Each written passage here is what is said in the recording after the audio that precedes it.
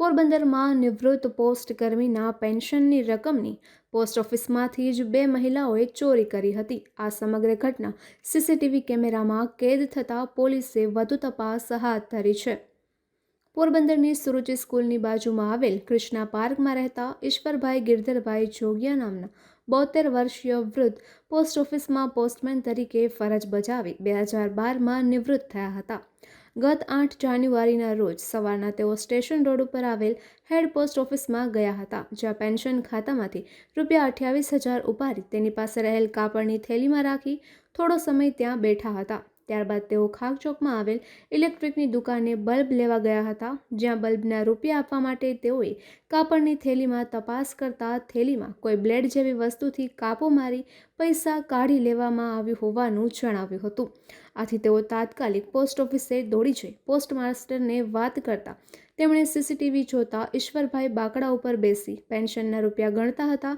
તે એક અજાણી સ્ત્રી બાકડાની પાછળ પ્લાસ્ટિકની ખુરશીમાં બેસીને જોતી હતી અને એક સ્ત્રી તેની બાજુમાં ઊભી હતી.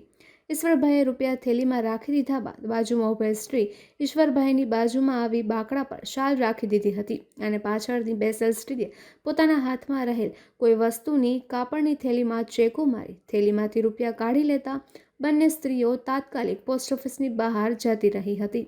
આથી બંને અજાણી સ્ત્રી સામે તેઓએ પોલીસ ફરિયાદ નોંધાવતા પોલીસે વધુ તપાસ હાથ ધરી છે. સમગ્ર ઘટના સીસીટીવી કેમેરામાં સ્પષ્ટ રીતે કેદ થઈ હોવાથી પોલીસે તેના આધારે બંને મહિલાઓની ઓળખ મેળવવાની તજવીજ હાથ ધરી છે. નિપુલ પોપટ, પોરબંદર ટાઈમ્સ. નામ ઈશ્વરભાઈ ગિરધરભાઈ જોગિયા, રહેવાનું રોકડિયા હનુમાન કૃષ્ણ પાર્ક સુરતી સ્કૂલમાં.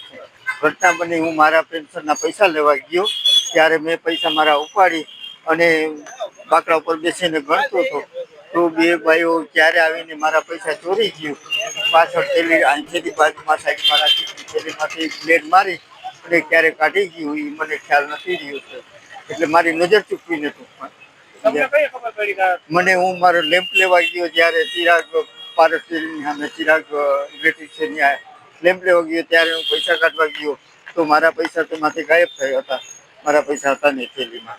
પછી હું તરત પોસ્ટ ઓફિસ આવ્યો. પછી આપણે ઓલામાં જોયું ટીવીમાં તો કાયદેસર બતાવે છે કે બે ભાઈઓ હતી એમાં એક મારી પહેલાં એક પપ્પા હતા એ પૈસા ગણતા હતા તે નીકળી ગયા પૈસા ઓલો કરી અને હું પાછો બેઠો પૈસા ગણીને હું ત્યાં બેઠો. ત્યાં પાછળથી બે ભાઈઓ આવીને સાલ ઓલી કરીને માત્ર નજર ચૂકવી અને મારા પૈસા થેલીમાંથી બ્લેડ મારી અને કાઢી લીધા. હા, પોલીસ ફરિયાદ કરી.